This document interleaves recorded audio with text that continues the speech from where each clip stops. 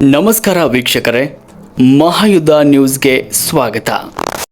ವಿಜಯಪುರ ಜಿಲ್ಲೆಯ ತಾಳಿಕೋಟೆ ಪಟ್ಟಣದ ಎಸ್ಕೆ ಪದವಿ ಪೂರ್ವ ಕಾಲೇಜು ಪ್ರೌಢಶಾಲಾ ವಿಭಾಗದ ಉಪ ಪ್ರಾಂಶುಪಾಲರ ಹುದ್ದೆಗೆ ಪದಗ್ರಹಣ ಶ್ರೀ ಆರ್.ಎಸ್. ಬೋದಿಹಾಳ್ ಗುರುಗಳು ಪದೋನ್ನತಿ ಹೊಂದಿ ಉಪ ಪ್ರಾಂಶುಪಾಲರಾಗಿ ಪದಗ್ರಹಣ ಮಾಡಿದರು. ಸಂದರ್ಭದಲ್ಲಿ Murugesh ವೀರಕ್ತಮಠ, KS. ಮುರಾಳ್, MS. ಸರಶೆಟ್ಟಿ, RC. Patil, MR. ಕತ್ತಿ, ಎಂ.ಜಿ. ಕತ್ತಿ ಹಾಗೂ ಪ್ರಾಚಾರ್ಯರಾದ ಕಿಶೋರ್ ಕುಮಾರ್, ಎಸ್.ಎಸ್. ನೆಲ್ಲಗಿ, ಎ.ಬಿ. ರಾಜ್ ಹಾಗೂ ಪ್ರೌಢಶಾಲೆ ಎಲ್ಲ ಸಿಬ್ಬಂದಿ ವರ್ಗದವರು ಉಪಸ್ಥಿತರಿದ್ದರು. ಮಾಜಿ ಹಾಗೂ ಹಾಲಿ ಉಪ ಪ್ರಾಂಶುಪಾಲರಿಗೆ ಹೂಮಾಲೆ ಹಾಕಿ ಶುಭವನ್ನು ಕೋರಿದರು.